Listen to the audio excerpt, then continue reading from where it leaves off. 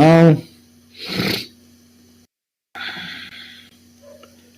aí, slide da frente, o título: analgésico, antitérmico, anti-inflamatórios. É uma classe de medicamento muito usada pela população mundial, muito prescrita pelos médicos. É interessante porque alivia a dor, né? Controla a temperatura, controla a inflamação, mas tem muita contraindicação, muito perigo, muito perigo. Essa menina dos olhos do governo, né? Cloroquina e hidroxicloroquina faz parte desse grupo aqui, sabe? Cheio de efeito ruim. Bom, mas discussões à parte, vamos tocar aqui em frente. Queridos estudantes, segundo slide. O protótipo. Olha o protótipo dos anti-inflamatórios, analgésicos, antipiréticos. Isso aí, ó. E é bem antigo, né? Bem antigo. Vejo que as datas que estão aí à direita do primeiro frasco de aspirina são datas bem distantes, né? A mais recente aí é 1994, indicando o consumo mundial de aspirina. 50 mil toneladas. Em 1919, perdeu a patente, aquela patente de 10 anos. Em 1900, a Bayer produziu mais de 4 toneladas um pouco. Em 1899, é que foi introduzido o uso clínico do ácido acetil salicílico. E as primeiras experiências em relação a ele foi por volta de 1838, por aí assim. Então vem lá aquela sequência, 1938, 1844, 1860, a síntese, né, dele, 1897, o Bayer, né, o Friedrich Bayer, eles então conseguiram fazer uma síntese do AAS. Aí começou a se produzir em escala industrial e ele tornou-se então, o ácido acetilsalicílico tornou-se então o protótipo dos analgésicos, anti-inflamatórios e antipiréticos. Não se sabia por quê, óbvio. Não se sabia, né? Sabia-se que essa infusão das plantas, da casca, do salgueiro, tinha essas características. E foi o experimento, a ciência foi evoluindo, ciência. Olha o tempo, né?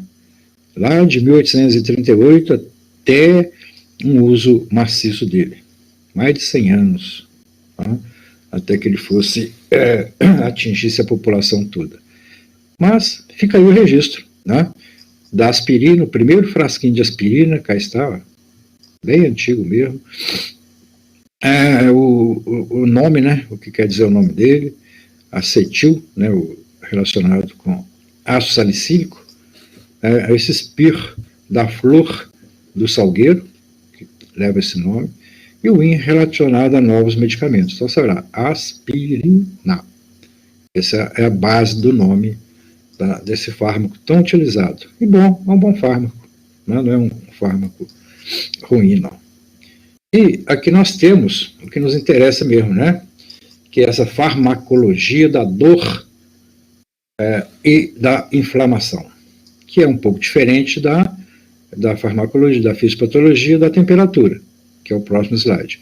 Mas esse aqui mostra a inflamação e a dor. O que acontece? Primeiro, há um estímulo qualquer, físico, um trauma químico, uma queimadura, uma substância corrosiva na pele, ou biológico, né, através da presença de um componente estranho em circulação ou em um tecido.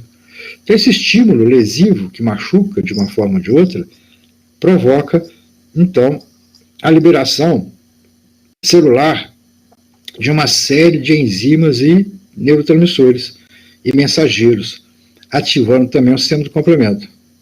Então, você tem vários mediadores que começam a ser liberados a partir desse estímulo. como as sininas, histamina, prostaglandinas, serotonina, como os peptídeos, angiotensina, substância P, bradicinina, e leva também, isso tudo leva a uma acidose tecidual, com fuga de potássio, aumento de prótons, e isso desencadeia, então, as reações inflamatórias agudas, com essas alterações morfofisiológicas, vasculares, com infiltrado celular, tudo esse problema aqui. Tá? E dentro dessa situação, o que nós temos? Ou essa sensibilização seletiva por substâncias que faz a mediação da dor, substâncias chamadas algésicas, né, que ocorre durante todo esse processo aqui, como a bradicinina, a serotonina e prostaglandinas, e a partir desse ponto que duas coisas acontecem. Ou o processo se resolve, afastando aqui a lesão de uma forma ou de outra, ou o processo cronifica. Tá? Então essa é a fisiopatologia da dor e da inflamação, com as substâncias mediadoras todas presentes aqui, e o alvo desses medicamentos que nós estamos discutindo hoje são as prostaglandinas. Tá? Então essas substâncias prostaglandinas fazem então essa mediação também de dor, tanto de forma central quanto de forma periférica. Então há prostaglandinas relacionadas com algesia lá no SNC, como também há na região do hipotálamo direto, como também na região periférica, na inervação periférica.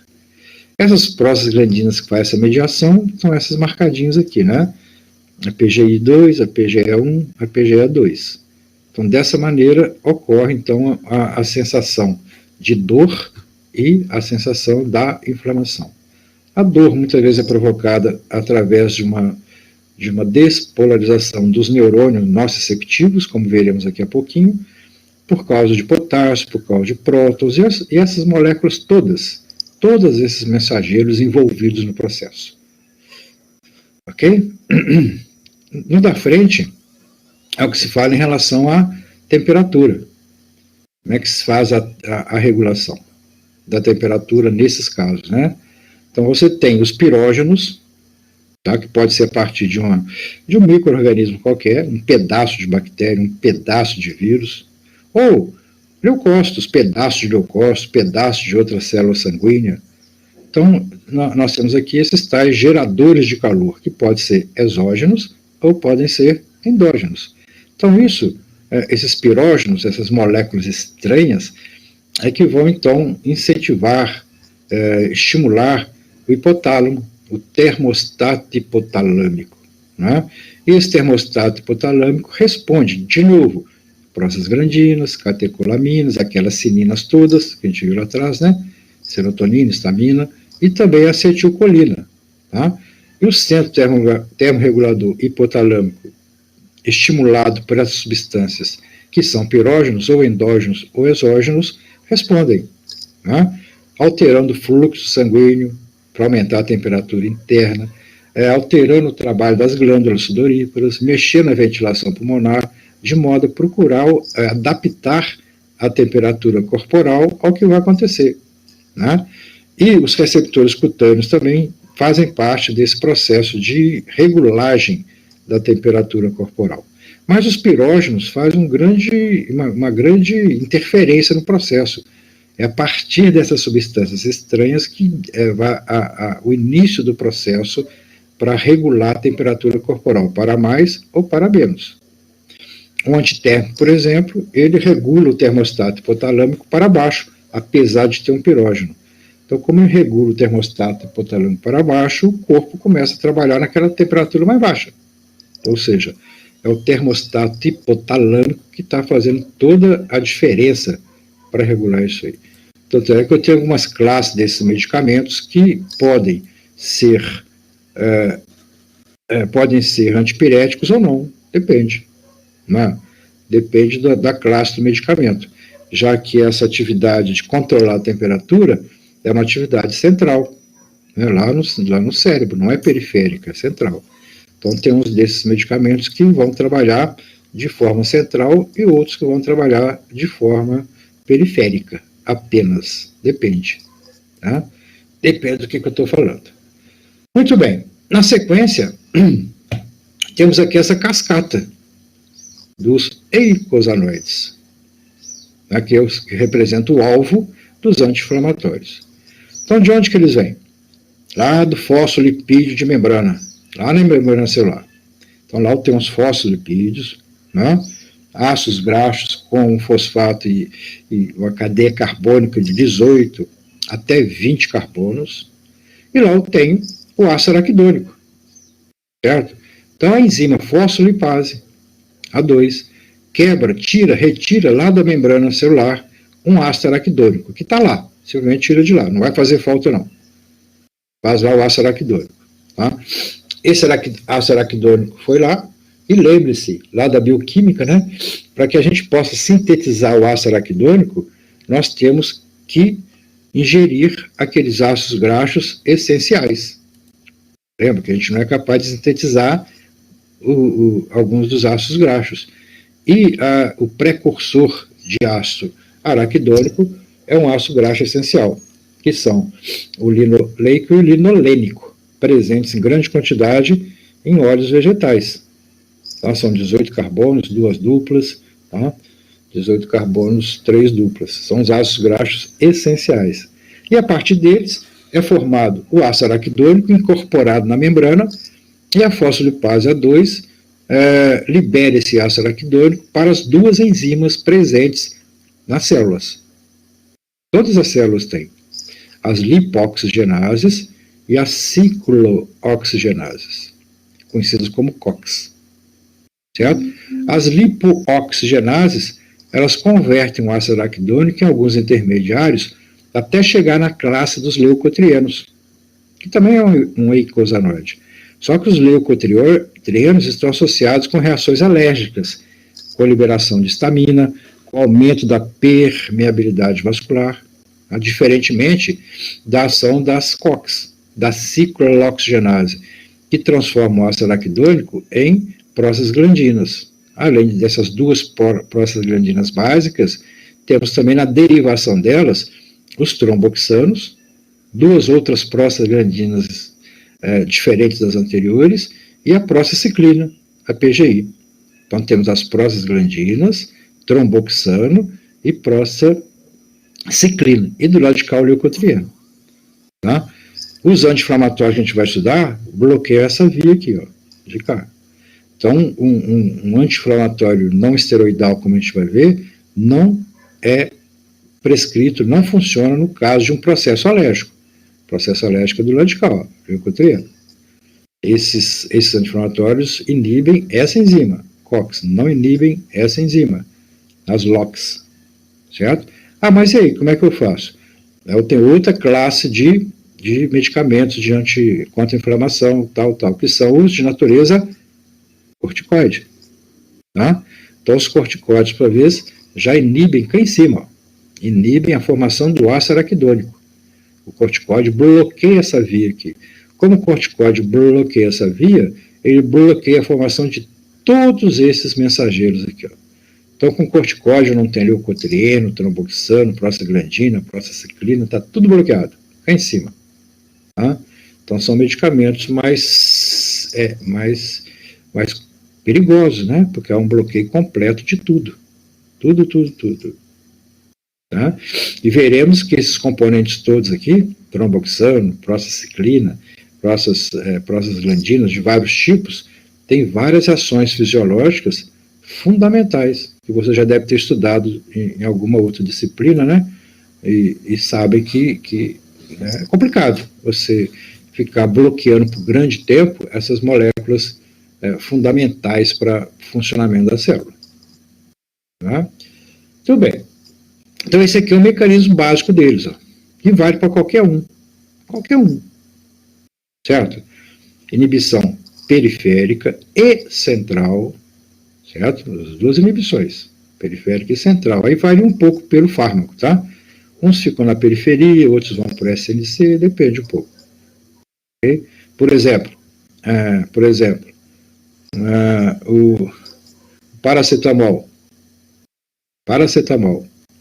Ele não é nem considerado um anti-inflamatório, né? Ele tira a dor, tira a febre, mas por uma ação central, não é uma ação periférica. Então, muitas vezes, esse fármaco não é chamado de anti-inflamatório. Ele não tem característica anti-inflamatória. A atividade dele é central lá no hipotálamo.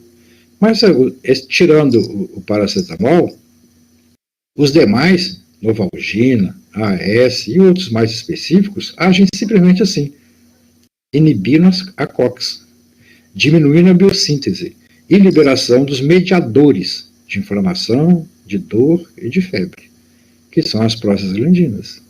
Então, tirando essa mediação, tá? Inibindo a síntese da mediação, desaparece a inflamação, desaparece a dor, desaparece a febre. Mas é importante falar que não cura, né? Os anti-inflamatórios são fármacos bastante úteis, muito utilizados, interessantes, aliviam os sinais desagradáveis do paciente, mas não resolvem a origem do problema, nem da inflamação, nem da dor, nem da febre. Certo? Então, se você tem uma inflamação, uma dor e uma febre provocada por um foco na laringe ou na faringe, né? E se esse foco for provocado por uma bactéria, não adianta você tomar só um anti-inflamatório de dor, febre e inflamação. Você vai ter que tomar também um antibiótico. Não tem outro jeito. Tá? Agora, se essa inflamação, essa dor, essa febre for causada lá na região da laringe por uma colonização virótica, aí você pode usar só o anti-inflamatório para combater os sinais. Porque para liquidar o vírus, você vai ter que esperar uma resposta imunológica do seu organismo. Tá? Então, eles combatem esses sinais desagradáveis que o paciente se queixa, mas não resolvem, né, por si só, o foco do problema. Tá? E aqui é como funciona. Esse slide dá para ver legal.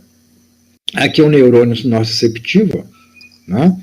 Esse neurônio nociceptivo, então, ele é capaz de se entender, de captar esses sinais todos que são liberados por moléculas, por células especializadas quando apresenta uma lesão. Então, houve aqui uma lesão, um tipo de lesão qualquer. Essas estruturas celulares, os mastócitos, basófilos, neutrófilos, né, estão por pé na região, então liberam várias substâncias mediadoras aqui. Tá vendo? Mediadoras de dor, de inflamação, de febre, aquelas que nós falamos anteriormente.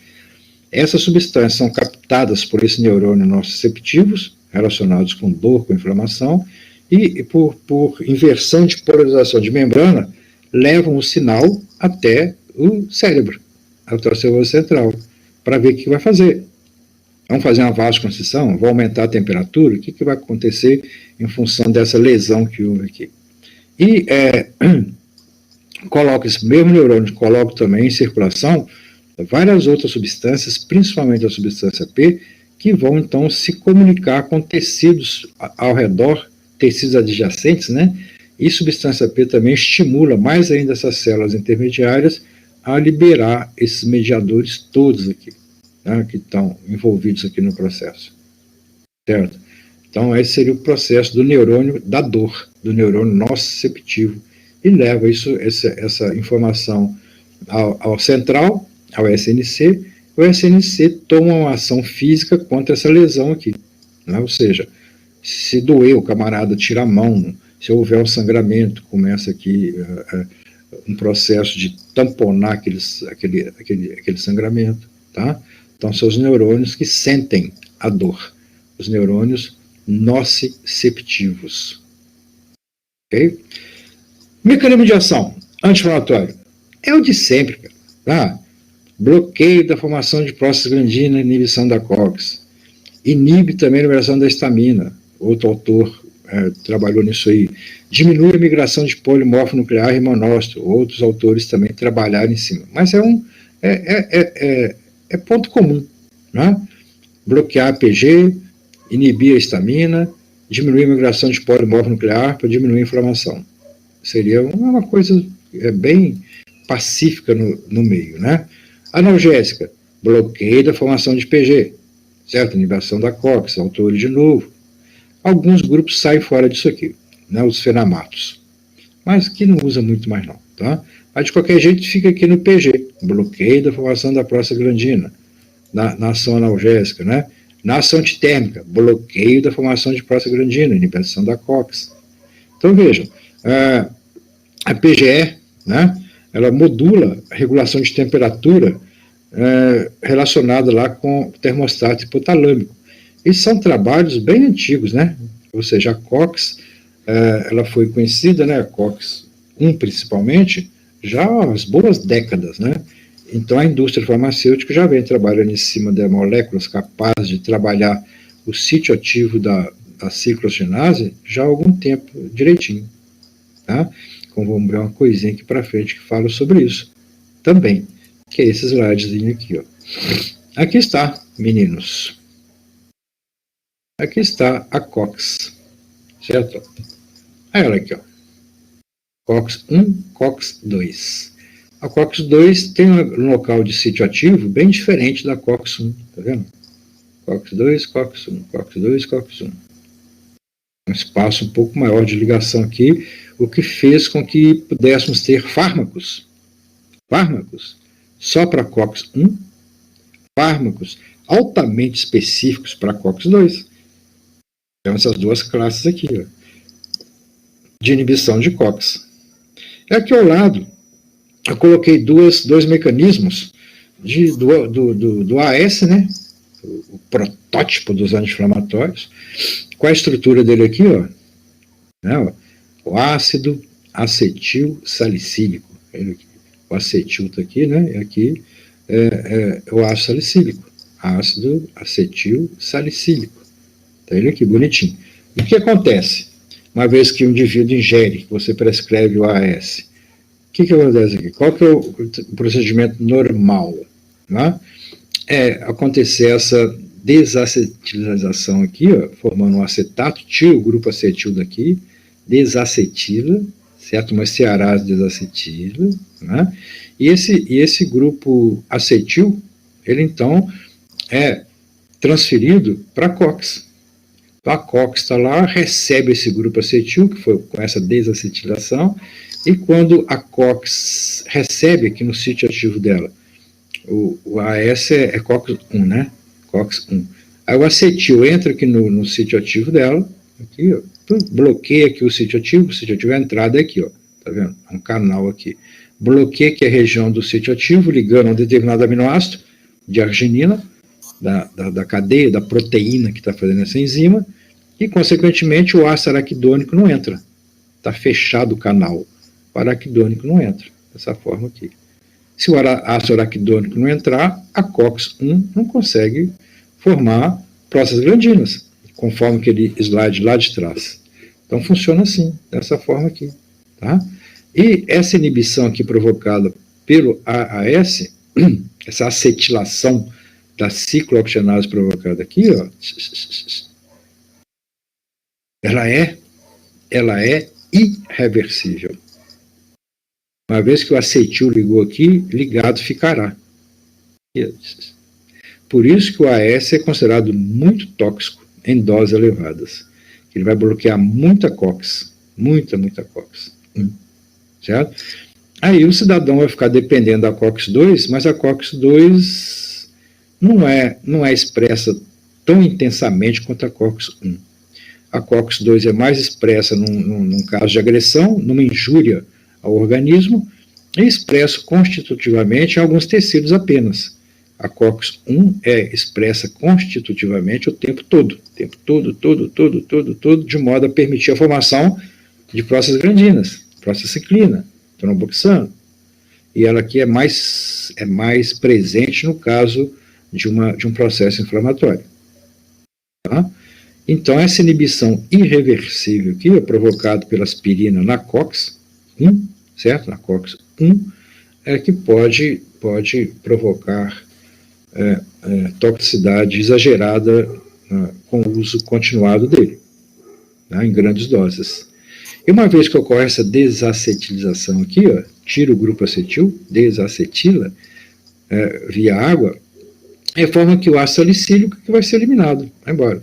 Tchau, benção, vambora. Só tirou o acetil e elimina esse componente aqui. Mas, de qualquer jeito, quando o acetil se ligou ao sítio ativo da COX, não há mais formação daquelas substâncias que fazem a mediação da inflamação, da dor e da temperatura. Por isso que ele é analgésico, antitérmico, anti-inflamatório. tá? Diferentemente desse do lado de cá. Quem que é esse que está do lado de cá? É o paracetamol, certo? Paracetamol, está aqui, ó. O paracetamol, ele não trabalha em cima de COX, né?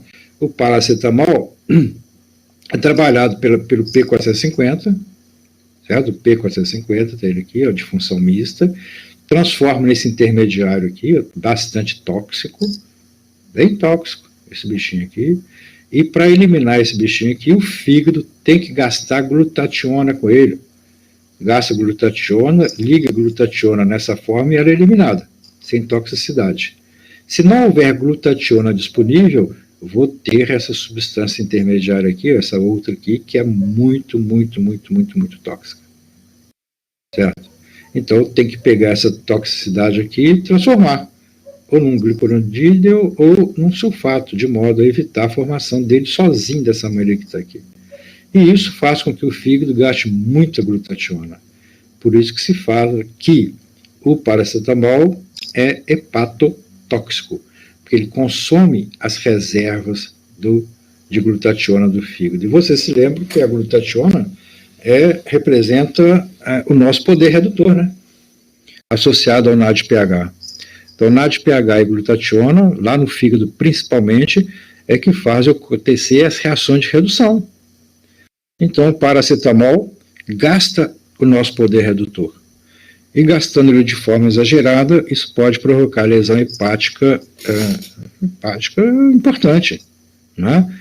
Então, realmente, o paracetamol tem uma hepatotoxicidade importante, porque consome o poder redutor lá do fígado, deixa o fígado mais exposto a agentes oxidantes.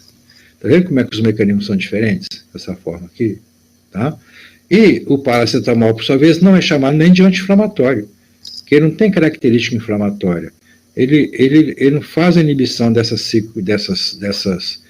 mediadores de dor, tá? Ele tem um bloqueio de temperatura, um bloqueio de dor central, no cérebro. Ele aumenta o limiar de dor e temperatura no cérebro, tipo dipirona. A dipirona novalgina também tem uma ação central, só que a dipirona, ela realmente trabalha em cima de prostaglandina. E o paracetamol não trabalha tanto em cima de prostaglandina. Então são efeitos bem diferentes, relativamente, desses dois bem famosos aí, né? Qual que, o nome comercial maior, mais conhecido desse aqui é o que mesmo? É Tilenol, né? Seria o Tilenol aqui. Certo, gente?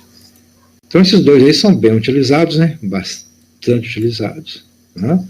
E é bom vocês terem esse conhecimento de por que paracetamol é hepatotóxico, né? E por que aspirina em grandes doses também é tóxica, bastante tóxica, né? Simplesmente por inibir irreversivelmente a COX-1, sabe? Ela é COX-1. Por que ela é COX-1? É uma molécula pequenininha aqui, ela é capaz de penetrar esse canal e se ligar ali. Já para COX-2, a região de ligação é bem maior, a aspirina vai se perder ali. É bem verdade que em altíssimas doses vai inibir cá e vai inibir cá, mas nas doses terapêuticas inibe aqui a COX number 1. Certo? Aqui um outro slide que eu achei também do grupamento da COX-1 e COX-2 para mostrar para vocês, ó. Certo? Aqui está desenhado nessa linha azul, seria a região do sítio ativo, aquele depressão que aparece lá atrás. O sítio ativo cá em cima, tanto na COX-1 quanto na COX-2, está aqui, certo? E aqui o autor dessa figura aqui mostrou aqui um anti-inflamatório não esteroidal, um fluorbiprofeno, né, ligando isso aqui diretamente na arginina, na posição de 120, né, dos dois lados a 120, e isso, essa molécula do fluorbiprofeno se ligando aqui, nesse ponto aqui, esconde o sítio ativo, tá vendo?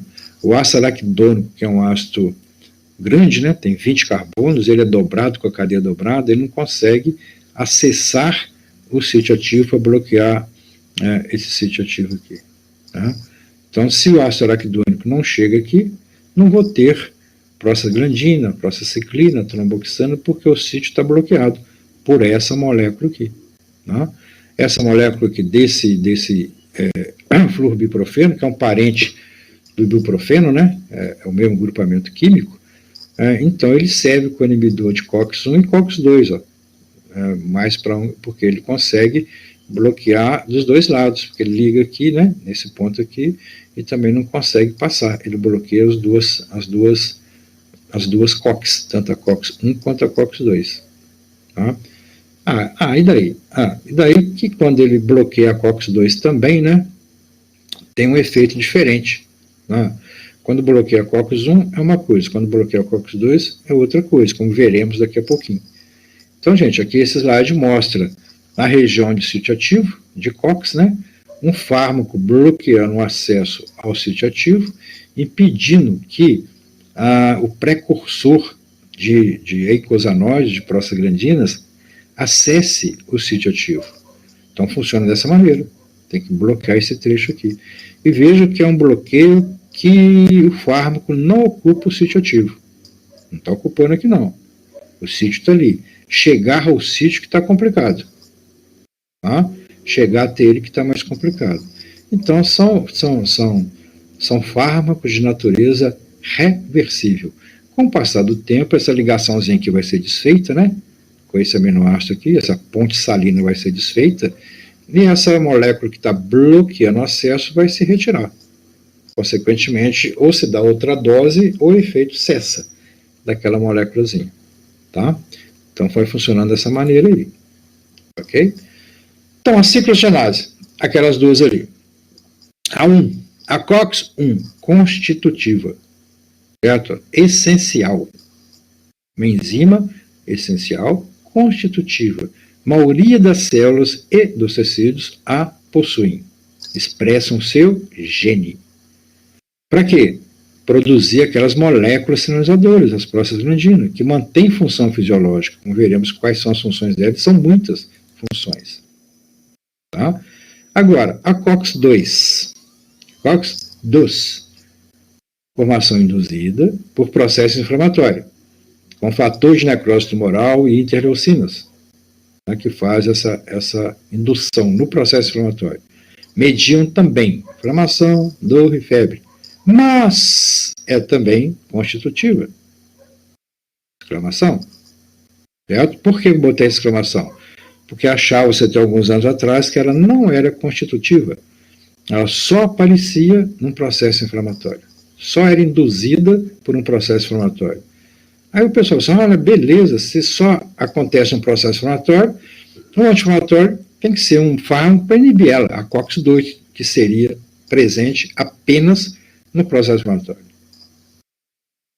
Aí foram criados e comercializados em grande quantidade os inibidores de COX-2. E não deu muito certo. Não deu muito certo. Daqui a pouco eu explico por que também. Hoje há ainda fármacos COX-2? Assim, mas sob prescrição médica e em casos específicos, que quando foi lançado era livre. Quem quisesse tomava aquilo com água o tempo todo. E realmente tirava dor, tirava legal. E quem que usava muito COX-2? O pessoal que tem artrite reumatoide, dor na junta, né? Reumatismo. O pessoal queixa muito de dor, e o COX-2 tirava aquela dor que era uma maravilha, aquela inflamação.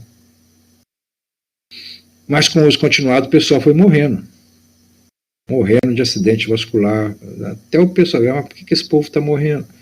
Aí que foram investigar mais e viram que era também constitutivo. Rim, cérebro, pulmão, endotélio sintetizam fisiologicamente a COX-2. Então eu tenho as duas. Muito mais COX-1 que COX-2, né? A COX-2 ela aparece mais no processo inflamatório, mas a COX-2 também tem a sua parcela constitutiva. Eu não posso inibi-la. Né? Se eu inibi-la, eu vou deixar a COX-1 sozinha para ele dominar. E isso vai dar um probleminha lá na frente. Certo? E por falar nas prostaglandinas, né, a gente tanto fala que inibe a prostaglandina, coisa e tal. Marcelo, a internet caiu. Já catou? Qual o número dele, você lembra? 15, 14, 13, fala aí. Qual que seria o que você perdeu quando a internet caiu? Mais para trás? Antes desse? Esse é esse. Esse? Ou antes desse ainda? Tá bom. Esse aqui, né? Então vamos lá. Esse aqui, Marcelo. E turma, repetindo esse aqui. Tá? Já repetir, só me falar que eu repito, tá, gente? Esse aqui, ele mostra a COX. Né? A COX aqui nesse desenho. E um outro que eu botei aqui, que é o desenho da COX um pouco diferente, ó. Aqui a parte dela, né, tal, o sítio ativo, aqui um pouco mais simplificado. Mas aqui está o sítio ativo dela, a região de sítio ativo, nessa pontinha, né, lá em cima. E o ácido araquidônico, que é o substrato, tem que entrar por aqui, por esse vale aqui. Né? Então, o fármaco, nesses casos de inibidor de COX, eles bloqueiam essa entrada. Olha, grande que se liga no aminoácido e não deixa o araquidônico entrar. Se o araquidônico não entra, não vai ter prostaglandina, nem nada, nem prostacyclina. Nada daquilo vai acontecer. Certo? Como o slide da frente mostrou aqui pra gente. Ó. Bloqueou com esse fármaco, o sítio ativo, o substrato volta. O substrato não tem acesso ao sítio ativo. Não tendo acesso ao sítio ativo, nada de produto. Então, as prostaglandinas, prostacyclina, fica tudo sem produção, que a COX não está funcionando. Como é um bloqueio de passagem, né, não é um bloqueio do sítio ativo, assim que essa molécula do fármaco se libertar aqui dessa ponte salina, aí o ácido araquidônico passa a ter acesso ali na região. Beleza, né? E no anterior, nós exemplificamos também com o paracetamol de um lado e a aspirina do outro. Ah, mas de que forma? Para mostrar para vocês que a aspirina que cá está, quando ela é administrada, esse grupo acetil é retirado dando ácido salicílico, tá aqui, ó, tira o acetil, né, o restante fica aqui, e esse acetil que foi retirado da aspirina é incorporado lá na COX. O acetil entra aqui na COX, numa região do sítio ativo, próximo ao sítio ativo da COX, né? Entra nesse trecho aqui e bloqueia o acesso ao sítio ativo. Tá? E no caso do acetil coenzimar é mais complicado um pouco, porque a ligação do acetil-CoA, o acetil, só o acetil, né? Na região do sítio ativo, é uma ligação irreversível. Não é só uma ponte salina como este aqui. Essa ponte salina você desfaz, é de fácil dissolução, mas com o grupamento do acetil, lá do ácido acetil salicílico, essa ligação é forte, é covalente, liga-se covalentemente na região do sítio ativo. Então fica um bloqueio irreversível. Tá?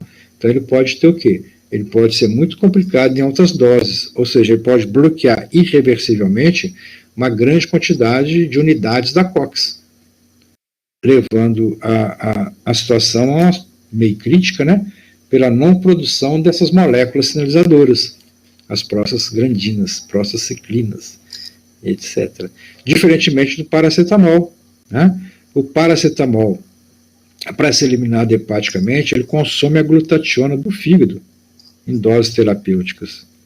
E tirando essa glutationa do fígado, o fígado perde seu poder redutor.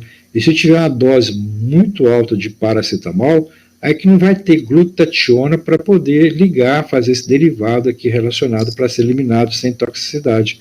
Então passa a predominar moléculas muito tóxicas lá no fígado que leva à morte celular. Daí o fato de paracetamol ser bastante hepatotóxico.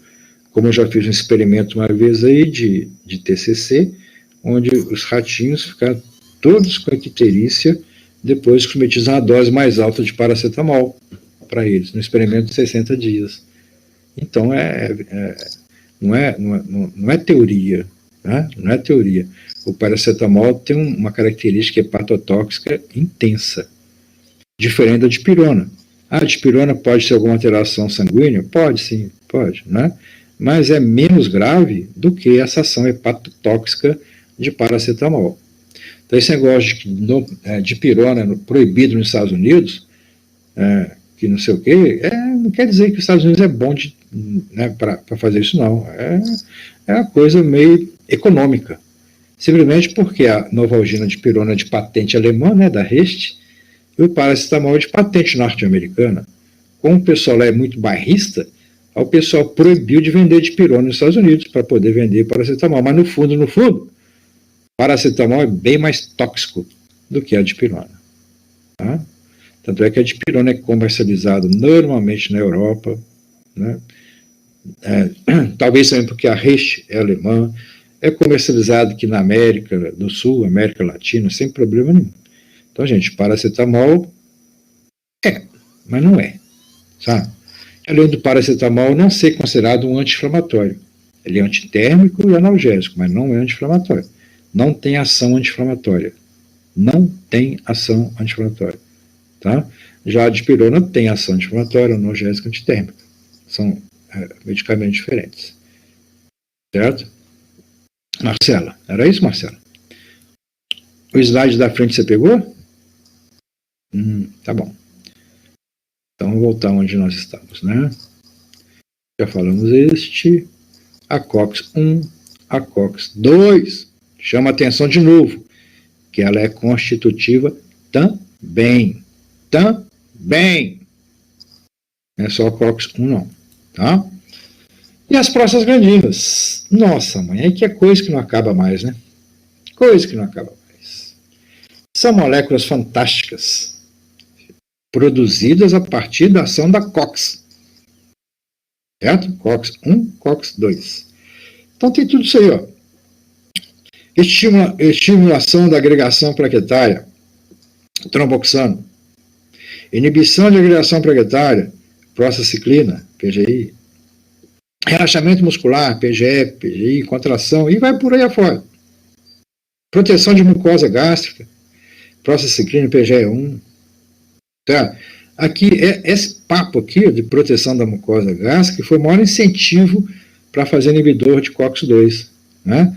Porque PGE1 e PGI são muito específicos da região da mucosa estomacal, produzidas ali, né? E são de responsabilidade maior da COX-1, porque a COX-1 está em todo o tecido, né? Toda a região. Então, lá na região da mucosa intestinal, a COX-1, então, fazia a formação de PGE1, PGI, e isso fazia a produção do muco, que protege o epitélio estomacal, diminuía a produção de HCl, estimulava a renovação das células epiteliais do estômago. Quando dava medicamento baseado em inibição da COX-1, aí pronto, aí dava azia, dava úlcera, né, porque a COX-1 estava inibida e era responsável por isso aqui. Por isso que o pessoal começou a fazer a COX-2, porque a COX-2 não está presente na região estomacal. Então, inibindo a COX-2, que estava lá no outro processo inflamatório, a COX-1 continuava ativa. E isso funcionou mesmo. Funcionou. Quem usava a COX-2 não tinha problema de gastrite, de úlcera, nada disso. Mas, com o passar do tempo, tinha problema circulatório. Consertou de um lado, estragou do outro. Certo? Hoje em dia, muita prescrição médica para quem tem que usar anti-inflamatório inibidor de COX-1 o tempo todo, né, tipo Voltaren, quem tem artrite reumatoide, quem tem reumatismo, né, que usa isso continuamente, aí não tem outra saída para tirar a dor, a não ser usar esses anti-inflamatórios. Mas hoje, passa-se o medicamento, anti-inflamatório COX-1, inibidor de COX-1, e prescreve junto uma prostaglandina. Certo? Então, tem medicamento que é a prostaglandina. Você dá a prostaglandina, a COX-1 não está fabricando, mas você dá também a prostaglandina por outra via, e você tem então a produção de muco, a diminuição do HCl e também a renovação do epitélio estomacal. Então, baseado principalmente nessa terapia conjunta de inibidor da COX-1, tipo da dor, você administrou uma prostaglandina específica, não tem mais necessidade nenhuma, a gente, a bem da verdade, de prescrever o inibidor de COX-2. Basta passar um de COX-1 e uma prostaglandina, uma PGE. Tá? Tem medicamento específico para isso, não tem problema nenhum. Só tomar os dois, o camarada vai ter o alívio da dor, da inflamação e da febre Não, febre não tem muito não, né? Porque a COX-1 está paradinha e vai ter a proteção da região estomacal porque a PGE está sendo fornecida, substituindo o não funcionamento da COX-1. Beleza. Não? Captaram? A ideia. Deixa eu voltar a tela aqui. Captaram a ideia, moçada? Então, olha, as prostaglandinas. Aqui é um cadiquinho delas, né? Olha as outras aqui. Manutenção de fluxo renal, regulação de metabolismo, indução de contração uterina. Indução de contração uterina. Isso aqui é bastante usado em parto, né? Meio fora de receita. Ou seja, está meio agarrado aquele negócio ali, então o obstetra aplica lá a prostaglandina, aí induz a contração uterina, certo? Como também pode induzir aborto, né? Então posso ter essas características, todas as prostaglandinas. Há medicamento que é a prostaglandina, com esses efeitos aí, né? Hiperalgesia por potencialização de mediador da dor, sensibilização de intervenção nociceptivas periféricas, tudo isso é papel de prostaglandina. Então, a prostaglandina, ela faz esse aumento de dor, potencializa o mediador da dor, sensibiliza os neurônios da dor, os neurônios nociceptivos, os periféricos. Então, ela que faz doer, ela que dá ao sistema nervoso a sensação de dor, a sensação de perigo, que avisa o animal para dar um jeito, se afastar daquela fonte, se proteger em relação àquilo. Né? Tudo é função de prostaglandina. E suas aplicações terapêuticas. Aqui. Opa, estimulação uterina pode dar o aborto. O ducto arterioso de recém-nascidos, ele é mantido às custas de prostaglandinas. Lembra do ducto arterioso? O que é o ducto arterioso mesmo? Quem lembra? Ducto arterioso. Lá na vida intrauterina, né? É uma comunicação direta, né? Da circulação fetal sem passar pelo pulmão. O pulmão está fechado, o neném está dentro do útero, o sangue não vai passar no pulmão, não tem troca gasosa no pulmão. Então há esse desvio, né? Diretamente lá para o ventrículo esquerdo para continuar bombeando o sangue. É o ducto arterioso, né? Que ele é mantido aberto às custas dessas prostaglandinas, o funcionamento dele. Então, você prescrever um inibidor de COX, ou seja, parar de fabricar prostaglandina para uma grávida, não é legal. Porque se você passar um desse inibidor de COX para uma grávida com o feto lá no útero, esse inibidor de COX vai parar a produção de prostaglandina e o ducto arterioso vai fechar prematuramente. O neném não vai conseguir circular o sangue. Tá? Então tem que saber dessas ações deles também. Ó. Lá no trato gastrointestinal, previne machucados, né, feridas na parede estomacal pela produção do muco, diminuição da HCl. Ele, em termos de agregação plaquetária, a prostacyclina inibe a agregação plaquetária, como um substituto de heparina, né? Faz vasodilatação em corpos cavernosos, lá do pênis. Às vezes, o pessoal aplica injeção de prostaglandina para ter ereção. Né? E lá nos leucotrienos, né? No caso de asma, por exemplo. Mas aqui já é relacionado mais à parte não das ciclogenases, mas das lipooxigenases. Mas se eu pensar no corticóide, eu penso nisso aqui também. Se eu inibir leucotrieno, eu diminuo esse processo asmático aqui. Tá? Então, gente, tem muita aplicação terapêutica e bastante ação fisiológica, mas muita ação fisiológica mesmo. Então, vejam que inibir uma COX não é, às vezes, né, o que remete o médico àquele dilema.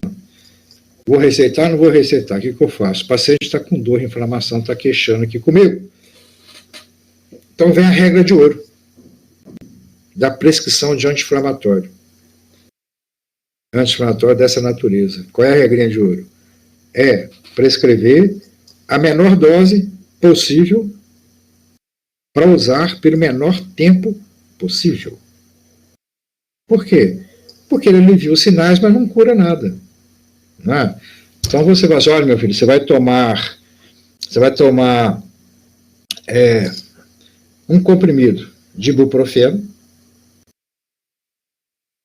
de 8 a 8 horas por 3 dias. Acabou. Fim de papo. Fim de papo. Se for um ataque virótico, por exemplo, em 3 dias ele resolve com esse reforço que você dá aí. Se for um ataque bacteriano, você vai ter que tomar isso aí mais um antibiótico. Se for uma dor de um trauma, você pode tomar isso até aliviar aquela crise da dor. Você vai a um dentista, por exemplo, mexe lá profundamente na sua gengiva, uma coisa qualquer, dói. Ele vai te prescrever um desses analgésicos mais potentes por talvez 2 dias. Depois para. Ou seja, menor dose pelo menor tempo possível. Essa é a regrinha de ouro na prescrição desses anti-inflamatórios, né, em função desses efeitos indesejáveis dele. E aqui eu posso mostrar para vocês, ó, essa tabelinha, tá? Que caracteriza muito bem o anti-inflamatório. O que diz essa tabelinha? Olha só. Efeito de inibidores das ciclooxigenases 1 e 2, certo? Na indução de uma úlcera gástrica e inibição do edema, como anti-inflamatório, né? Na pata contralateral de ratinho com artrite. Aí foram aplicados esses 4 aqui, ó, tá? E foi verificada a dose, né, em miligramas quilo dia, capaz de induzir ou prevenir o efeito desejado no experimento em 50% da amostra, que é o ID50. Tá? Aí, como é que se interpretou isso aqui? Então, bem, aspirina. Ela lembra a COX-1, né? Basicamente, né? Aspirina. O que aconteceu? Foram necessários 32,4 miligramas por quilo de rato por dia, certo? Para provocar, induzir uma úlcera lá no animalzinho, no ratinho, que tinha artrite. 32, certo? 32. E para inibir o edema da pata dele, com aspirina, foram necessários 198 miligramas quilo dia, para tirar o edema lá da patinha inchada dele. Então, para controlar aquele edema, você tem que dar 198 miligramas. Quando você deu 198 miligramas dele, para controlar aquele edema, né, via COX-2, suplantou 6,1 vezes a dose necessária para induzir uma úlcera no animal. Certo? Ou seja, com a aspirina, você controlou um edema via COX-2, mas compensação, você provocou úlcera no animal. Então não funciona. Então não funciona. A dose necessária para tirar o edema foi 6 vezes maior do que a dose necessária para dar úlcera. Não. Aí foi para o piroxicam. Certo? Feldene. O que rolou com o Feldene? Para tirar o edema, foi necessário 0,76 miligramas por quilo dia por rato. Tá, beleza. Tirei o edema com essa dose aqui. E para dar uma úlcera nele, induzir uma úlcera nele, eu gastei 1,7 miligramas por dia, quilo. Então a relação ficou boa. Ou seja, eu posso tratar um edema com piroxicam. E pode dar uma úlcera, mas pode não dar também. A relação está menor. Vai ter melhor? Tem. A indometacina. Eu gastei apenas 0,67 miligramas por quilo de rato por dia para inibir o edema e para chegar a dar uma úlcera, precisou de 2,35. Então inverteu a situação. Né? Ou seja, eu gasto muito menos indometacina para tirar o edema do que indometacina para fazer úlcera. Então é melhor do que o piroxicam. E o Meloxicam? Melhorou mais ainda. Para tirar o edema, eu gastei só 0,12 miligramas dele. E para fazer o edema, seriam 2,47 para fazer a úlcera. Então, para tirar o edema, eu gastei bem pouquinho. Ou seja, teria que ter uma dose muito alta para tirar o edema e provocar uma úlcera. Então, desses 4 aqui, ó, né, esses 4 todos aqui, o que ficou mais adequado para tirar o edema do ratinho, sem sombra de dúvida, foi o Movantek, né? O Meloxicam. Foi aquele que ficou mais interessante para fazer o processo de tirar o edema do animalzinho. Correto? Captaram o experimento? Ou seja, a dose de tirar o edema tem que ser pequenininha em relação à dose de provocar o machucado, a úlcera. Aí dessa maneira o pessoal vai testando e verificando qual fármaco que seria melhor em qual situação. Certo? Então nesse caso aqui a aspirina é o pior, não dá para tirar inflamação com aspirina, sem dar úlcera. O Piroxicam já melhora, o Feldene, a indometacina, o Indocid melhora mais ainda, e o Movantek é o melhorzão de todos aqui. Ou seja, ele trabalha muito em cima de COX-2, né? Mas por que você está falando isso, professor?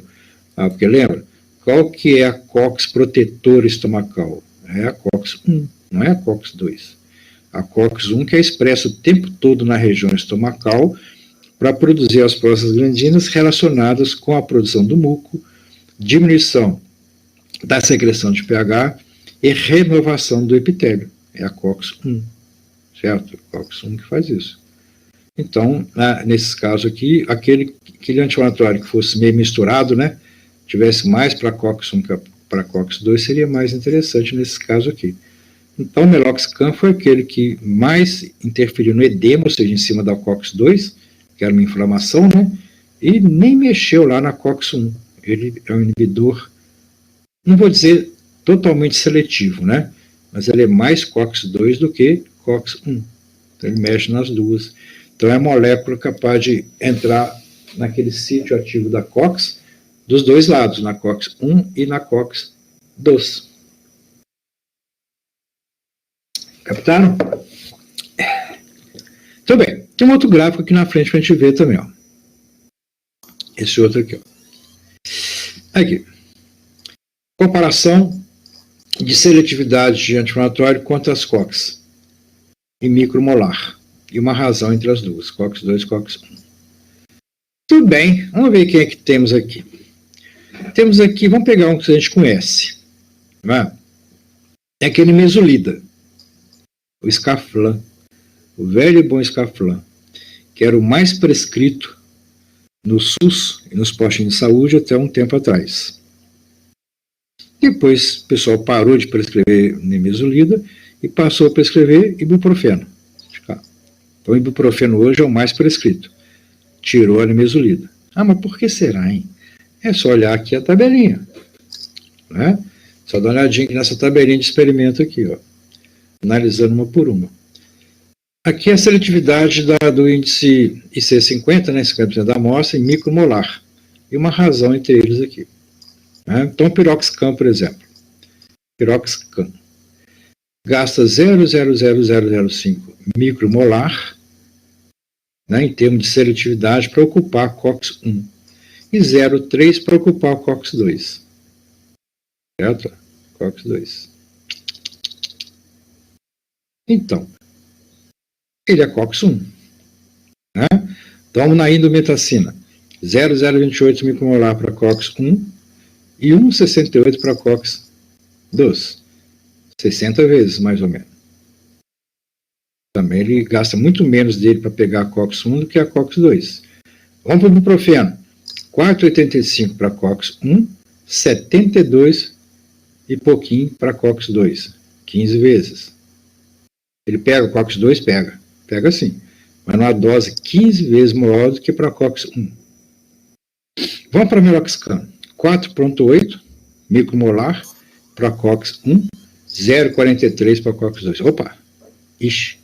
Aí não deu muito certo, não. Porque quando eu uso uma dose para pegar a COX-1, eu já estou pegando a COX-2. E o Scaflan, nimesulida? Dose para COX-1, 9,2. Para COX-2, e piorou. Então, a dose para pegar a COX-1 seletivamente é bem mais alta do que a dose para pegar a COX-2. Então, quando o pessoal está prescrevendo nimesulida, ele está pegando COX-2. Não é legal para COX-2. Está o tempo todo bloqueando a COX-2. Daqui a pouco a gente entende melhor isso. Então o pessoal pulou da nimesulida para o ibuprofeno. Ou seja, a dose de ibuprofeno, certo? Para inibir a COX-1 ainda está 15 vezes distante da dose de ibuprofeno. Para inibir a COX-2 então é mais seguro. É bem mais seguro. Né? Muito mais seguro. Ou seja, o ibuprofeno tira a dor, tira a inflamação, tira a febre, ele vai produzir um certo desconforto gástrico, mas como você vai recomendar com prescrição usar por 3 dias, 4 dias, uma dose baixa, não vai chegar a machucar a mucosa.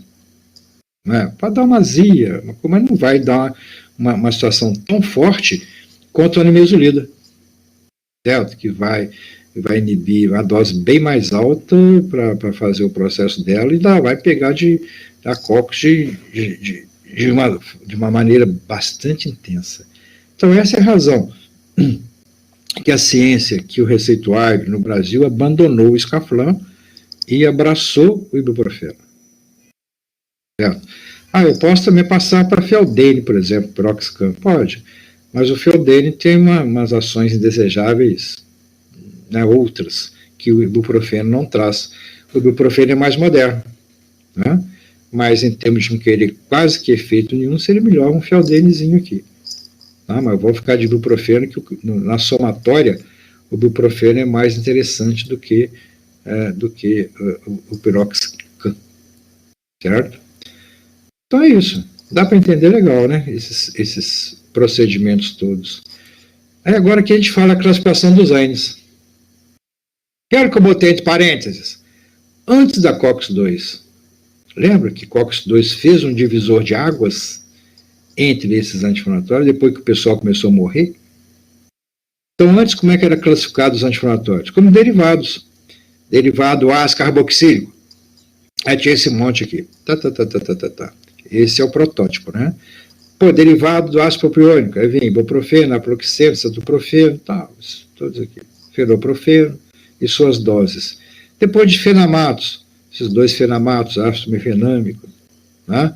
Aí foram classificando. Na sequência, eu tenho o quê? Outros grupamentos químicos, derivados do ácido acético, indometacina, solindaco, diclofenaco, está aqui, ó, certo? Derivado do ácido enólico, piroxicam, tenoxicam, fenilbutazona, muito usado também, né, fenilbutazona. As naftilcanonas, também temos aqui alguns derivados dela, tudo de grupo químico, tá vendo? Aí o pessoal abandonou essa classificação muito louca, que não dava muita informação, porque era derivado de grupo, não dizia qual COX que ele inibia, e reclassificou. Mas reclassificou conforme o alvo. Então ficou inibidor seletivo da COX-1, não seletivo da COX-1, dependendo de dose, seletivos da COX-2, altamente seletivos da COX-2. Então essa é a classificação que vale hoje, certo? Com alguns exemplos. Veja que no inibidor seletivo da COX-1, a aspirina está sozinha aqui, ó, certo? Sozinha. Quando é não seletivo da COX-1, ela aparece quando em altas doses e tem uns companheiros aqui, ó. Tá lá, ó. O cataflan aqui, Voltaren, o ibuprofeno aqui, o piroxicam aqui, ó. A indometacina aqui. Então são não seletivos da COX-1. Quer dizer o quê? Que pega também um pouquinho da COX-2, dependendo de dose. Ou pelo menos um pouquinho. Seletivos, né, da COX-2. Temos aqui, ó, meroxicam, nimesulida. Opa, aí que pegou. Tá vendo a nimesulida pegando aqui, ó? Que ela é seletivo de COX-2. O ibuprofeno não. É mais para COX-1, ó, certo? É melhor ser COX-1. E altamente seletivo da COX-2, aqueles que mataram as pessoas. Esse aqui, ó, Celecoxib, Refecoxib, esse aqui ainda tem no Brasil, ó, Celebra, esse é o Celebra, mas com prescrição, né, restrita e com venda na farmácia com retenção da receita. Aqui tem que reter, só vende com receita. Só vende com receita. Certo? Esse aqui não, né? Escaflém sem receita, Voltaren sem receita, Ibuprofeno, tudo aqui é sem receita. Mas quando vai inibidor altamente seletivo da COX-2, é com retenção da receita. É medicamento controlado. Por quê? É altamente seletivo da COX-2. Certo? Esse seletivo saiu daqui, tinha que estar aqui, ó, altamente seletivo da COX-2. Desconfigurou aqui. Então, gente, essa aqui é a classificação. A classificação hoje, então, não é por grupamento químico como esses todos que eu mostrei para trás aqui para vocês. Não tem mais essa classificação de grupo químico, tá? A classificação que tem hoje é de qual COX que eles inibem e o quanto que eles inibem de tal COX. E isso é função de quê? É função desses efeitos indesejáveis. Olha só, aquele que é mais predominante em termos de COX-1 é dor abdominal, gastrite, duodenite, tá? Ou seja, alguma lesão gastrointestinal. Esse aqui é o mais forte deles, né? E tem várias pesquisas pelo mundo afora, entre pacientes que não utilizaram, pacientes que utilizaram, a diferença é muito grande, muito grande. Esse aqui, por exemplo, com úlcera, uma pessoa dos que não utilizaram, 14 das que utilizaram. Certo? É importante. Dor abdominal, aqui 33 daqueles que não utilizaram, 96 dos que utilizaram. Quem tem sintoma gastrointestinal, 14 dos que não utilizaram que tinham algum sintoma, aqui 47. Então, sem sombra de dúvida, isso é um fato importante, né? Essa manifestação gastrointestinal dos COX, inibidores da COX-1. Para isso que surgiu o COX-2, tá? O COX-2 evitou isso tudo aqui. Evitou todos esses problemas gastrointestinais com o inibidor de COX-2. Deixando a COX-1 quieta.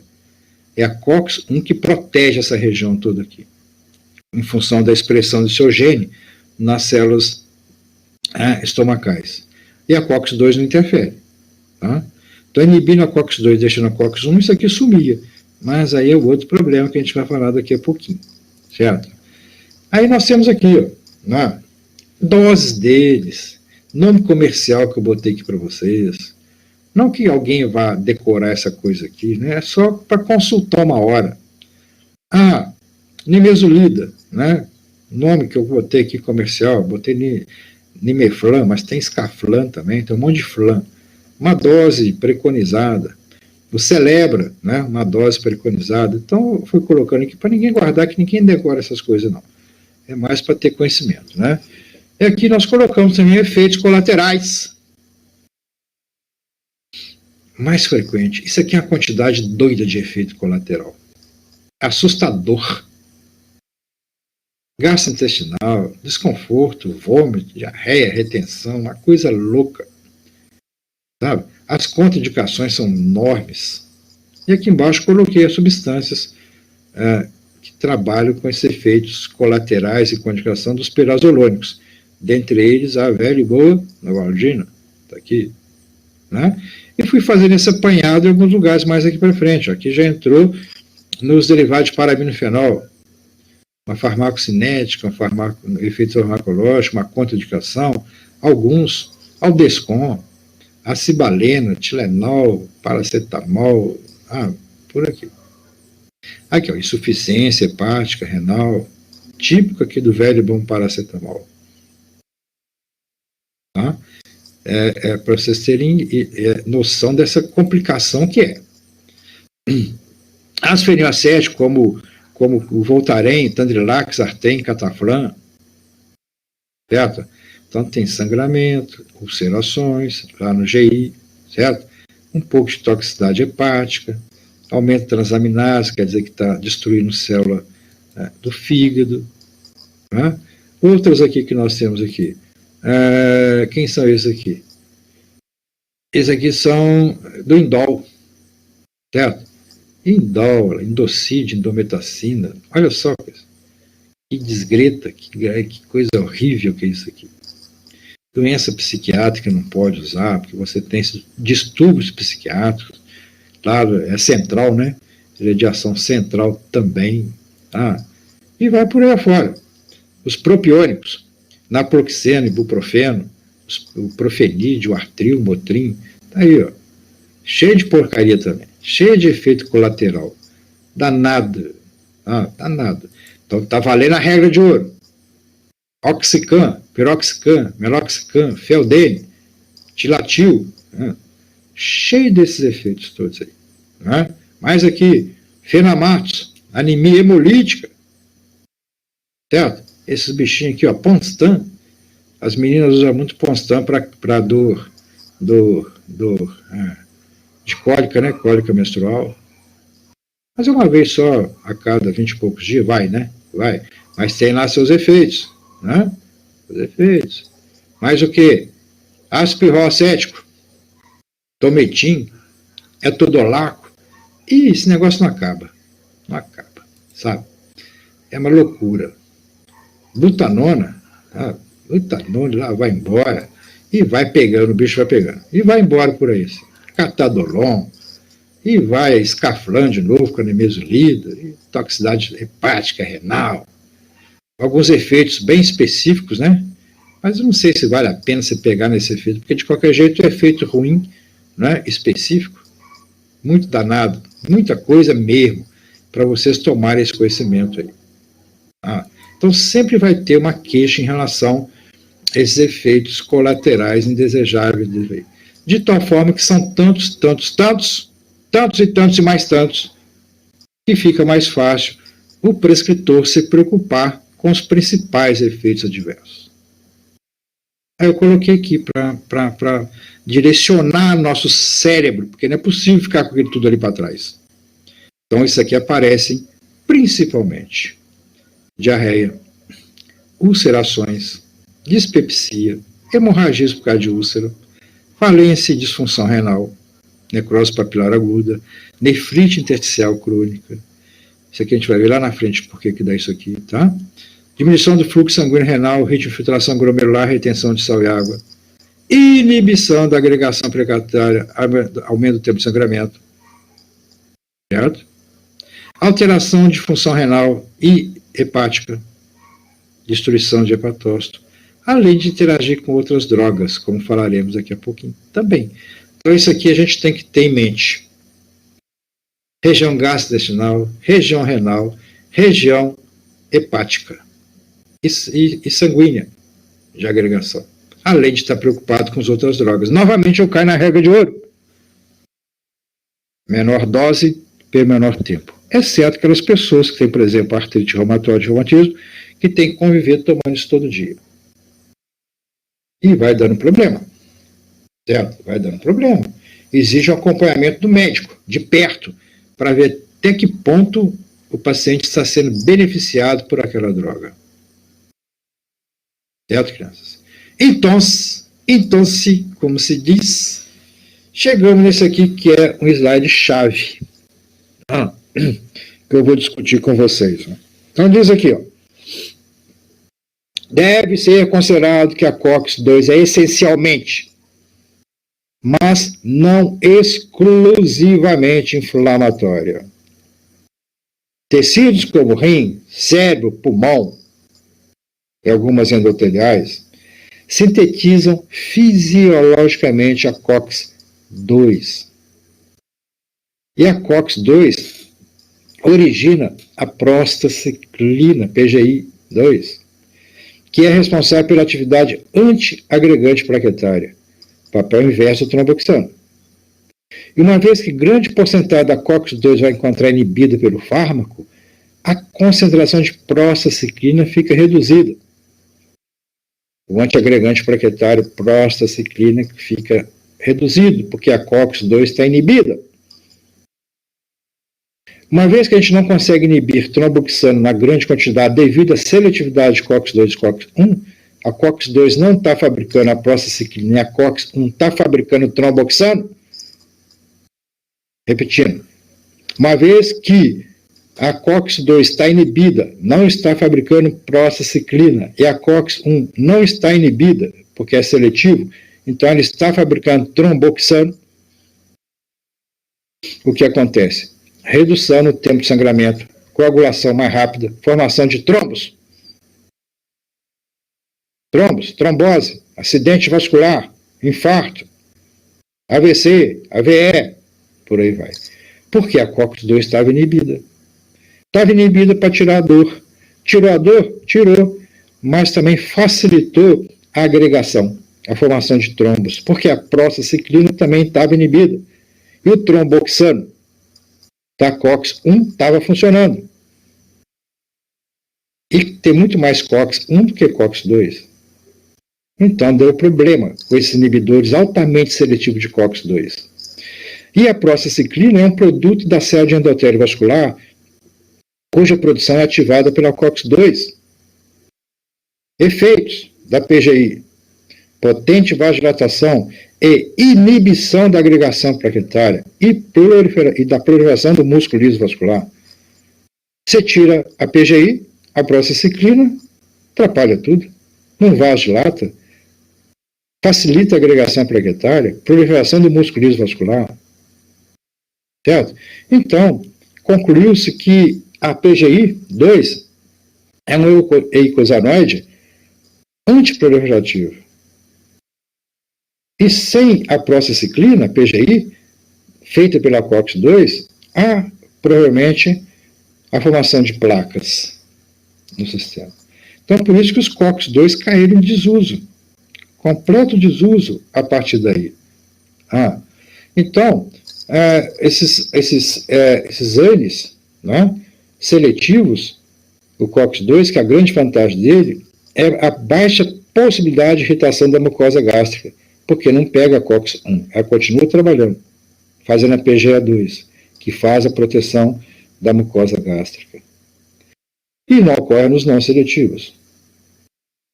Então isso aí está muito discutido, né? Muito discutido. Então, que depois de muita discussão e muitas mortes, certo? Esses medicamentos citados aí embaixo, seletivos, altamente seletivos para COX-2, Celecoxib, Lumira-Coxib, Ettore-Coxib, Rof-Coxib. E seus nomes comerciais, Celebra, Prexige, Arcoxia, Vioxx, caíram-se meio em desgraça. Sendo que o Vioxx foi tirado, foi banido do mercado. Porque foi o primeiro que apareceu e muita gente morreu porque estava tomando Vioxx. Mas os de cima estão no mesmo caminho. Tem lá a sua vantagem? Tem sim. Não vou discutir que não tem lá a sua vantagem na proteção gástrica. Mas aumenta a possibilidade de formação de trombos, de ateromas. Diminui a vasodilatação. Então, tomar esse tipo de anti-inflamatório por períodos prolongados é perigoso. Tempo atrás eu fui ao dentista mexer aqui num dente aqui e tal, fiz um procedimento meio invasivo aqui na gengiva, doeu, ele me prescreveu Celebra. Eu sabia, Celebra.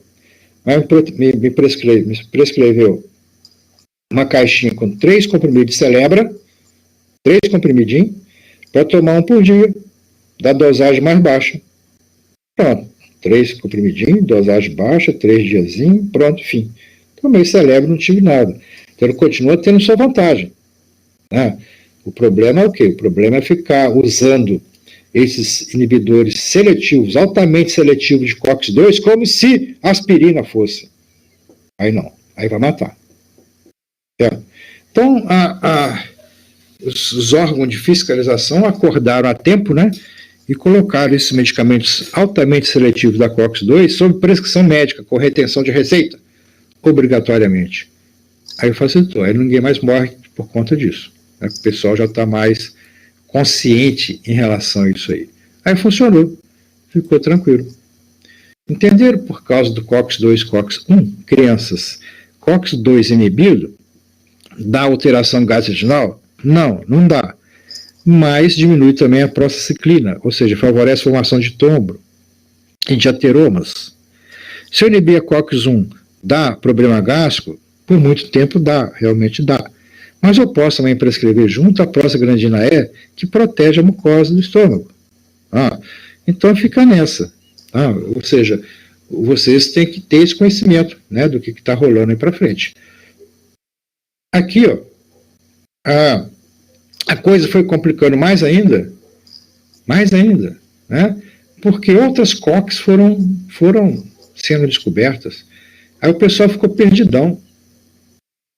Tem a COX-4, tem a COX-5, tem diferença de COX-1, A, B, duas subclasses aqui, COX-2, 3 subclasses, ABC, COX-3, alfa, beta.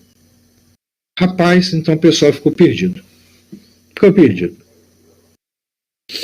Esse meu fármaco vai inibir o quê?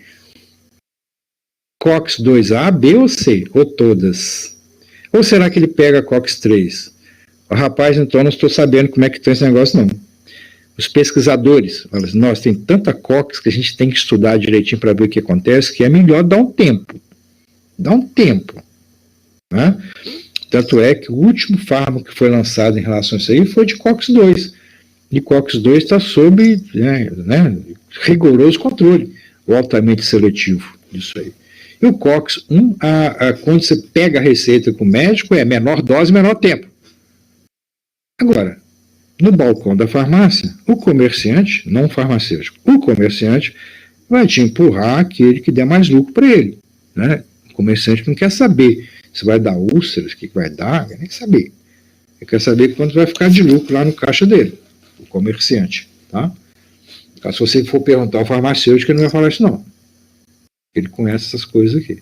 Então, gente, nessa confusão de COX que se tem hoje aqui, ó, na verdade, a gente aguarda que aconteça uma situação de uma nova classe de anti-inflamatório, né? Depois eu volto aqui, tá? Como essa nova classe que está surgindo aí, como inibidor da fosfodiesterase, que era formada a partir, que tem um AMP cíclico, né? Que desencadeia respostas celulares, e a fosfodiesterase destrói o AMP cíclico. Então, é ela que está sendo bem testada agora. Rolipram, né, que é o nome provisório dele. Então, ele trabalha em cima de certos processos infecciosos com um mecanismo de ação um pouco diferente. Ele inibe os mediadores da inflamação, não as prostaglandinas. É bradicinina, é serotonina. Ele diminui a migração de leucócito, então a inflamação diminui as células de adesão, induz a produção de interleucina 10 com atividade. Então, tem outro mecanismo. Não é em cima de prostaglandina, porque esse controle de inflamação, dor e febre inibindo prostaglandina de forma muito intensa, rapaz, isso é um tiro de canhão. É um tiro de canhão, é um míssil atômico em cima de uma formiguinha.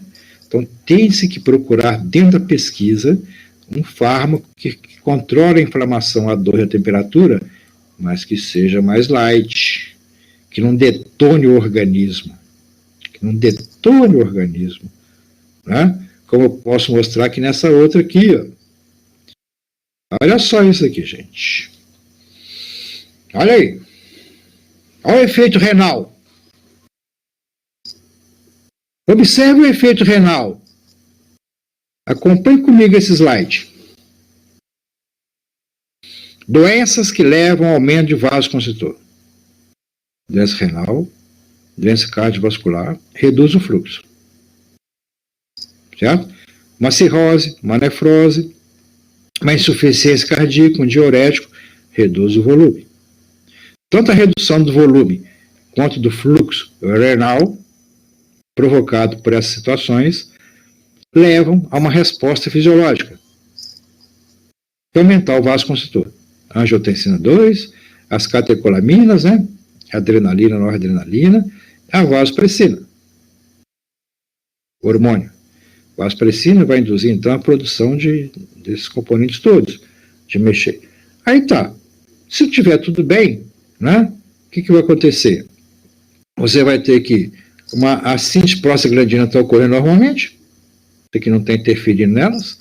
Então, as prostaglandinas que estão normalmente sintetizadas vão antagonizar os efeitos intrarrenais dos vasoconstritores. Aqui, angiotensina, catecolamina, porque a prostaglandina vai equilibrar.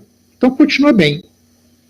Não há vasoconstrição lá na região renal. O fluxo renal, sanguíneo renal, fica normal. Essas doenças. Ao cara ter uma dessas doenças, com uma característica dessa aqui, aumenta o vasoconstritor para manter aqui a pressão arterial, mas o camarada começa a tomar um ANES. E os anti-inflamatórios não esteroidais inibem as prostaglandinas.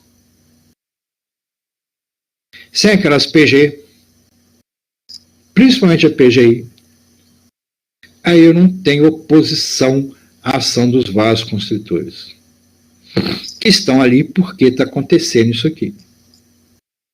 Certo? Então, o paciente que está usando o anti-inflamatório ANES e tem a situação, não vai ter a prostaglandina, não vai ter essa oposição, esse antagonismo, e vai ocorrer uma vasoconstrição.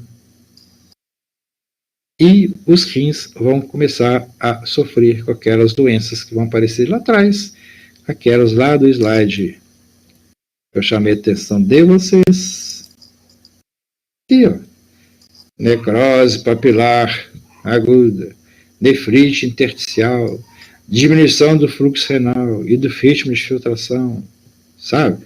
Porque o camarada tem um problema relacionado com uma dessas doenças que diminui o fluxo sanguíneo renal, há uma resposta fisiológica que foi neutralizada porque o camarada parou de produzir prostaglandina porque estava usando o remédio.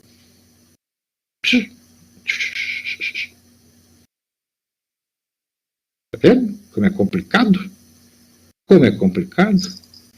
Por isso que eu sou adepto também de colocar anti-inflamatório sob prescrição obrigatória e retenção de receita. Não pode ser de venda livre.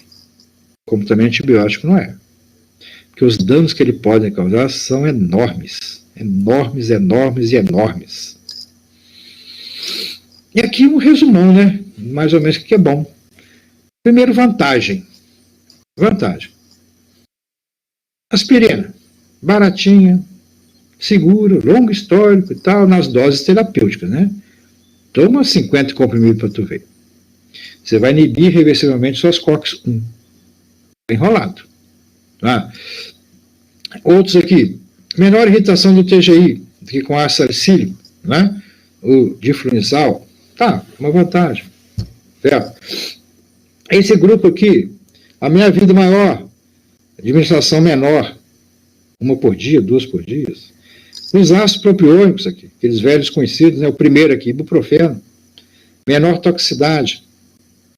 O mais indicado aqui é naproxeno, naproxen. Certo? Talvez seja o mais seguro. Tá? Esses oxicans aqui, ó, piroxicam e tal, minha vida longa, você toma 1 por dia só de piroxicam, Feldene. Né? Os fenamatos, ninguém nem tomou nada, porque está meio proibido isso aqui. Certo? E os COX-2, o Celebric, o Celecoxib. Menos irritação gástrica do que a acetosalicílico. O cara daqui ainda foi bondoso, né? Botou menos. Né? Na verdade, é praticamente nenhuma, né? Porque ele é altamente seletivo. E do lado de cá? Desvantagens.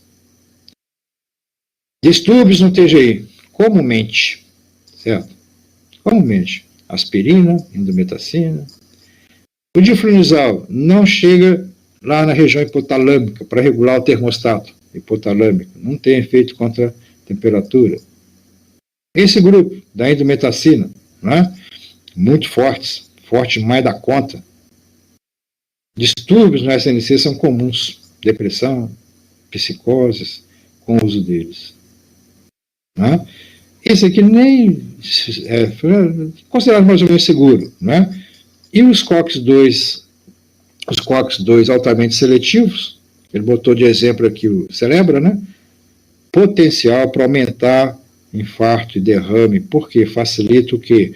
Facilita a formação de trombos, porque inibe a prostacyclina, e a prostacyclina é antiagregante plaquetário. Com isso, predomina o tromboxano da COX-1, então tende a agregar plaqueta, e a prostacyclina não está lá para desagregar, então predomina trombo, então ele tende, né? Tem potencial para provocar acidentes vasculares aqui. Esses inibidores altamente seletivos da COX-2.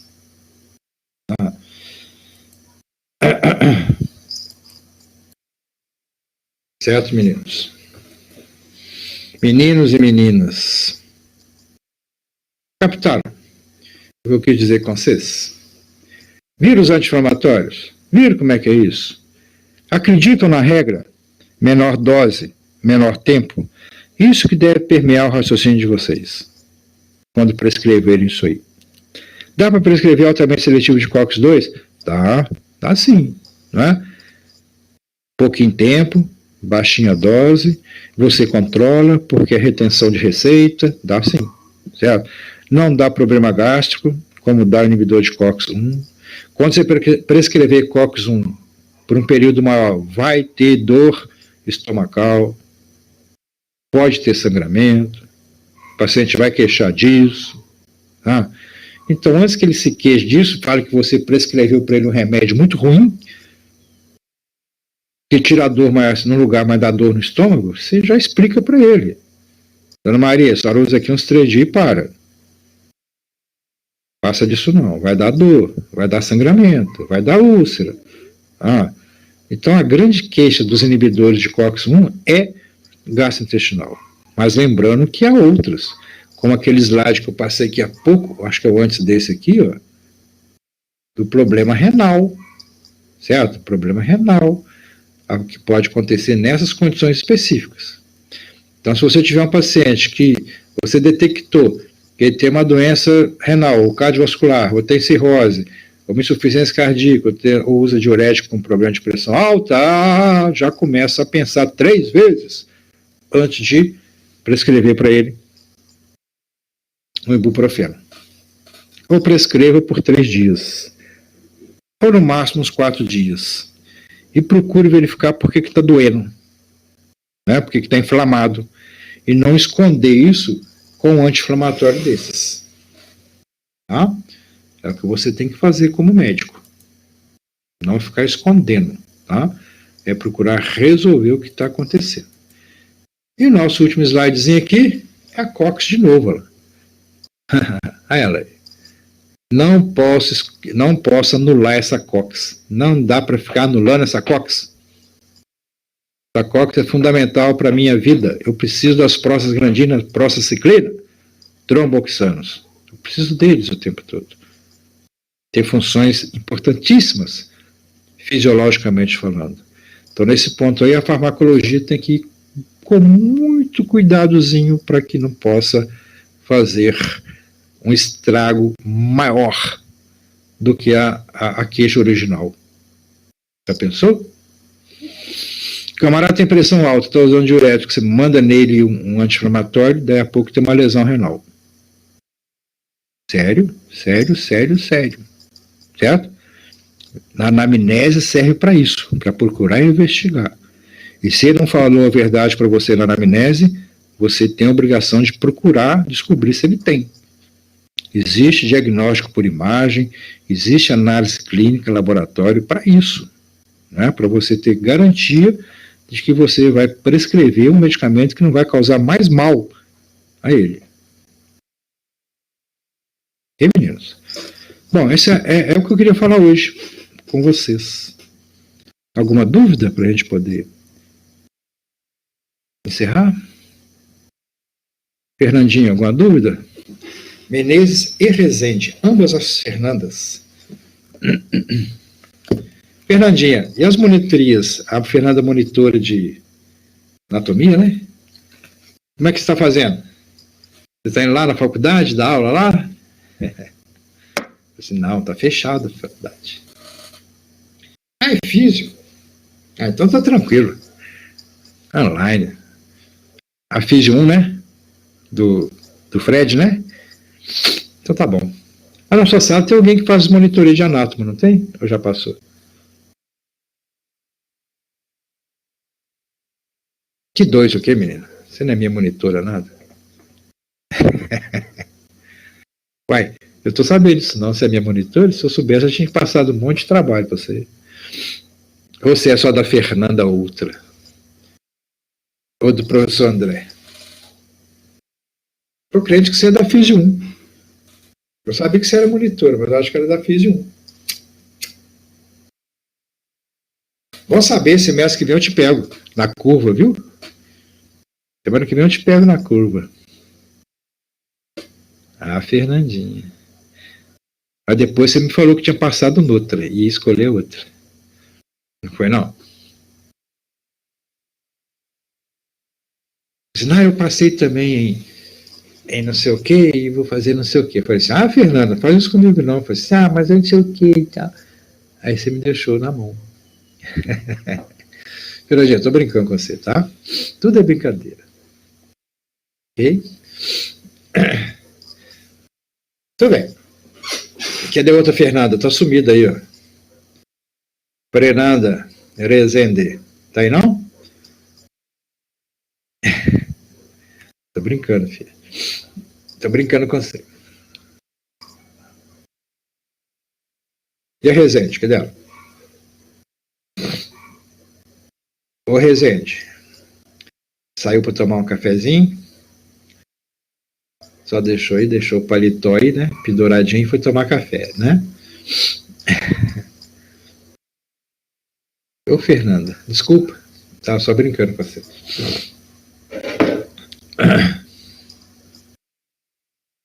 Fernanda, que isso?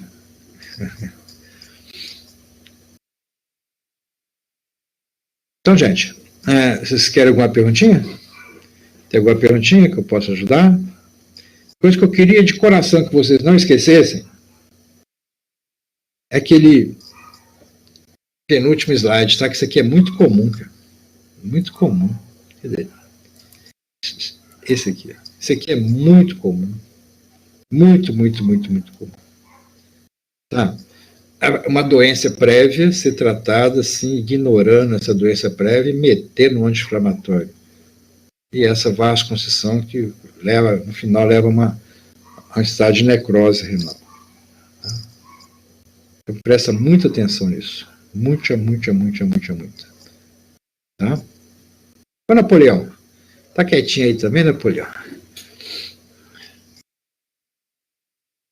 Bom, aí na semana que vem, na quarta-feira que vem, o nosso assunto será os hipoglicemiantes. Tá? A aula é boa também, boa e que vocês trabalhem o tempo todo com hipoglicemiante.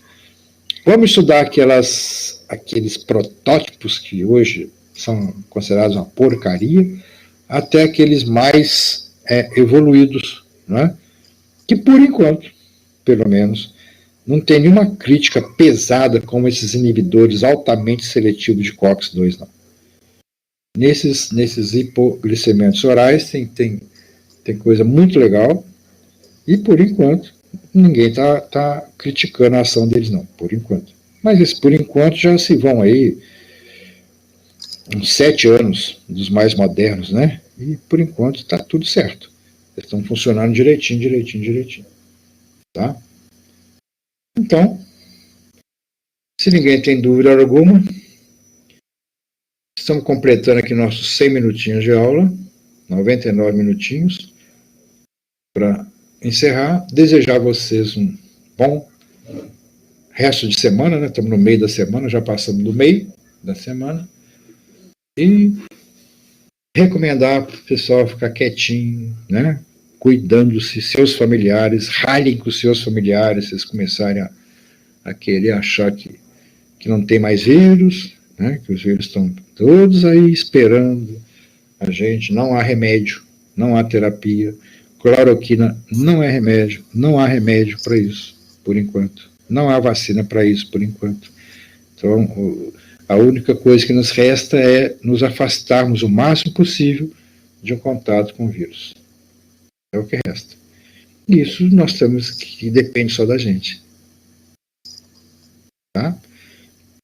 Um abraço para todo mundo. Tá? Muita saudade de vocês. Mas hoje já botei minha fisionomia aqui um pouquinho aqui na tela, né, para ver que eu estou aqui, que eu não sou um robô falando. Né? Que tem muita coisa que é um robôzinho que fica falando, né? É um camarada falando aqui mesmo, preocupado com vocês. Tá? E vambora. Vambora, que eu estou sem blusa e estou sentindo um pouquinho de frio. Certo? Abração para você, gente. Abração para todo mundo. Vou até digitar aqui abraços. Vamos lá. Abraços para todo mundo. Certinho?